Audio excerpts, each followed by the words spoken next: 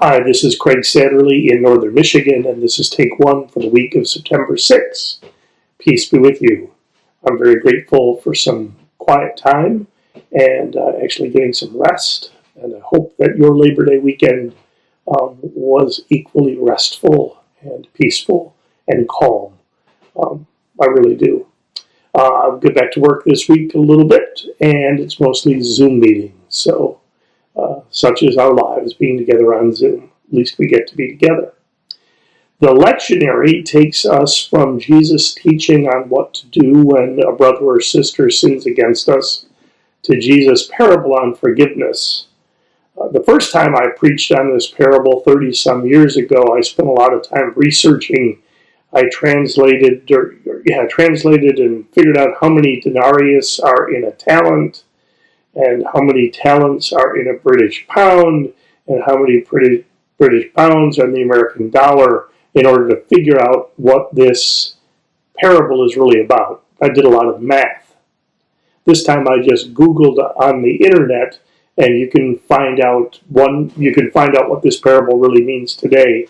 One article that really impressed me was the parable in modern terms. It was from 2010.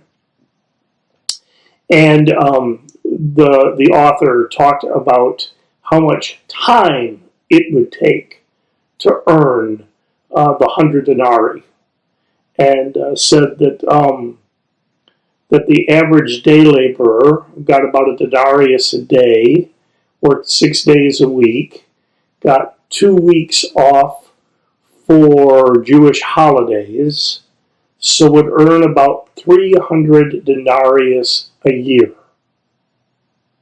So to pay off the debt of 100 denarius would take 4 months. 4 months. The author then went on to say, if you earned your 300 denarius a year and you worked for 20 years, you would have 6,000 denarius, or 1 talent. 1 talent. It would only take you 20 years to pay off 1 talent, and then you would only owe 9,999 more. So 4 months' wages for the 100 denarius, 20 years' wages for 1 talent, and you owe 10,000. The story is certainly ridiculous, but it makes the point. Jesus wants us to look at the forgiving that we need to do in light of the forgiving we've received. And that means the forgiving that we've received from Jesus on the cross.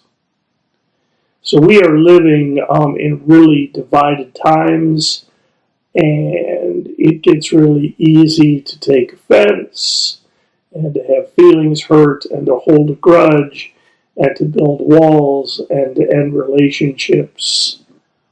And this parable, I think, calls us back to see the forgiveness we need to do in light of the forgiveness we've received. So the spiritual discipline, the next time you need to forgive someone, and it's hard, because forgiveness is hard, the spiritual discipline is not to ask yourself, am I ready? Because you're probably never ready until it's resolved. The spiritual discipline, I think, is to spend some time reviewing our own lives and the forgiveness that we have received. And I think that makes us a little more ready to forgive others, and a little bit, and makes forgiving others a little bit easier. Just my thoughts.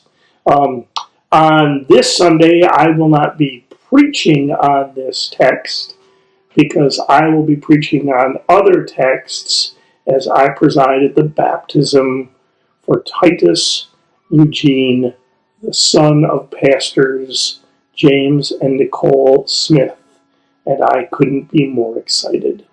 So please join me this week in taking some time praying for Titus as he is baptized. That's take one. I'm Craig. Peace be with you.